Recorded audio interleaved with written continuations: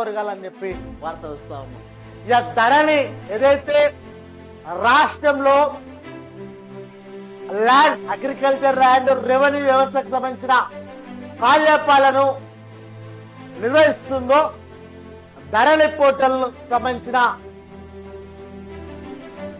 యొక్క కార్యపాలను ఎన్ఐసి చేతికి ఇవ్వబోతా ఉంది ఈ రాష్ట్ర గవర్నమెంట్. ఇప్పటి వరకు ఏదైతే టెరస్సస్ అనే